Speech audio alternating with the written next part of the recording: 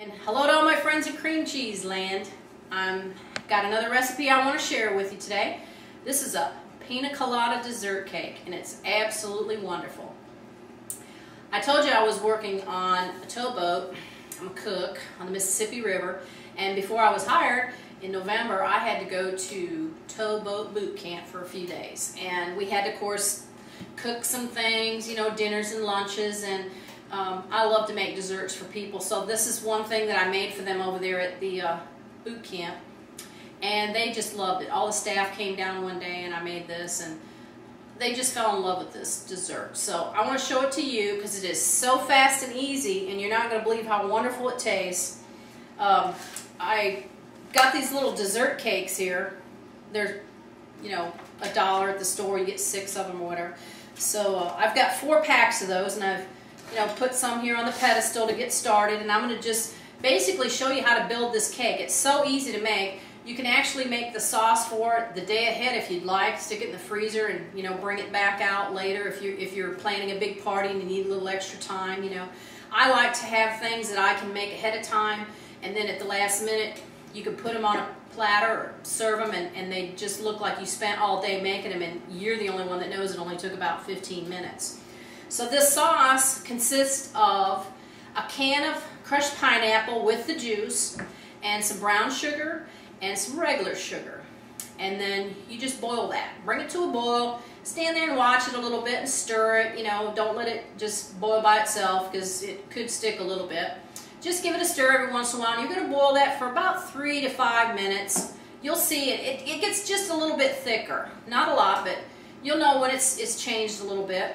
And then pull it off the heat, and you add our friend Philadelphia brand cream cheese, an 8-ounce block. Doesn't matter if it's room temperature or not. Go ahead and put that in there and just stir it around. It'll melt quite quickly because the sauce is, you know, just been boiling.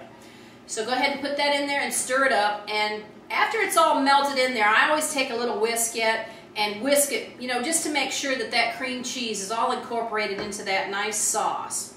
And then I go ahead and stick that sauce in the refrigerator for maybe 15 minutes or so and let it cool just a little bit because you don't want to pour that boiling sauce on your dessert shells. So I've got my sauce cooked and I've got it cooled. It's still a little bit warm, but it's about the right temperature. So I'm going to go ahead and show you how to put this cake together. You won't believe how easy it is and how beautiful it is. You can really impress some friends. You could even use this for a birthday party if you wanted, or take it, you know, out on the patio and serve it to your guests. It's a great cake in the summertime. You can get it all ready, stick it in the fridge for a little bit, and then bring it out, and they will wonder where you got that cake from, and only you will know that it just took a few minutes to make. So while my sauce was cooling, I went ahead and got my dessert shells on the platter here, and I'm going to go ahead and start filling a little bit of sauce into each shell. You don't want to overflow it because we're going to add some more sauce here in a bit as we build this, and we'll have plenty of sauce on it. This way it looks a little bit neater.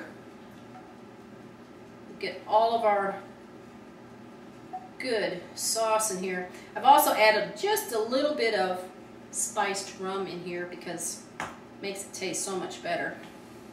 I used to bartend, and I don't know why, but I feel like I have to put a little, some kind of liquor in almost everything I make. People always tease me about that, but they always want more. They want to know how I made that, or would I make them one, and I don't think it's just the liquor. I think it's a combination of all the things. So I'm going to go ahead and put some more of our delicious Pina Colada sauce in our little dessert shells. It smells so good.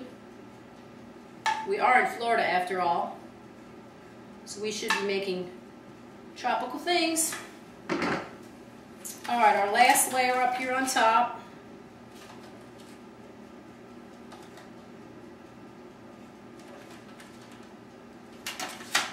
And put a little bit in these.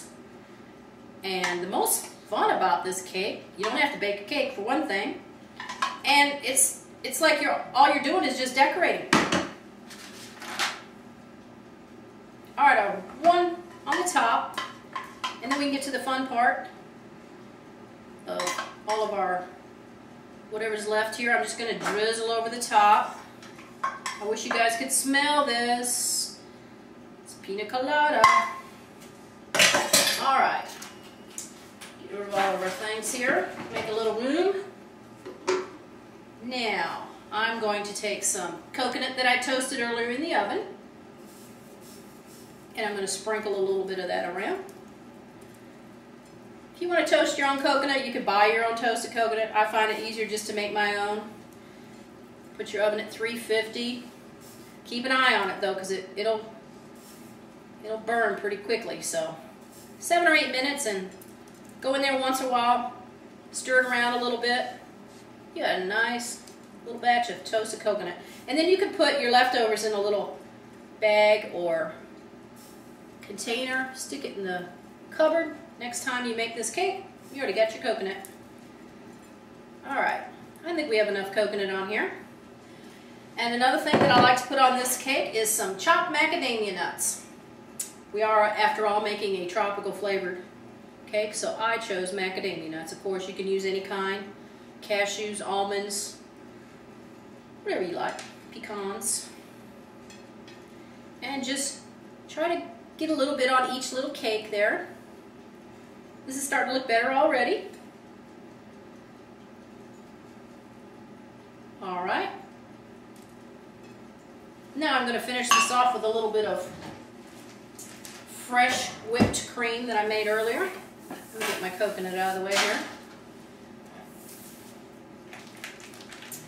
And we're going to go ahead and put some whipped cream in between every little cake here. And this is what's fun, because you can be as creative as you want to be. Do whatever you would like, whatever looks good to you. Every time I do this cake, I make it a little different. I get a new idea for garnishes. Isn't that pretty? I'm going to put a little more whipped cream because I think we need just a little bit more. So you get a little bite of whipped cream with your cake. A little bit on top. All right. And I've got some mandarin oranges here. They have a wonderful tropical flavor as well. They're one of my favorite fruits. I love to eat these. They're just so darn cute. Put those all around on here. See how the colors are now brightening up your cake? This looks like something that you bought in a fancy bakery somewhere. And only you know how quick and easy this was to make. I hate to give out this recipe because everybody's going to know now that this is no big deal to make. And I always told them how long it took me to make this, you know. Alright, that's enough mandarin oranges. How about if we get a little bit of fresh mint from my little garden outside. Got a nice little herb garden outside. Now if you wanted to, you could put strawberries on here. You could put blueberries. You know, you're just limited by your imagination. Whatever you'd like to garnish it with. I'm going with the tropical colors today. Alright, now how about that for a beautiful cake?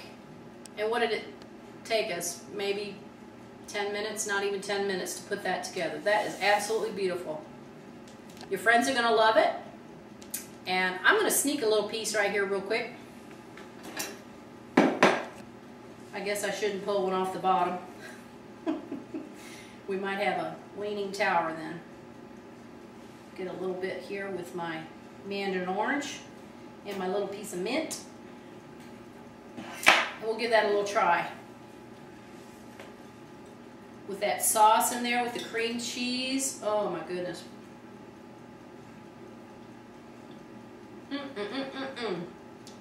It's wonderful. Alright, thanks for coming to my kitchen today. And y'all have a good day.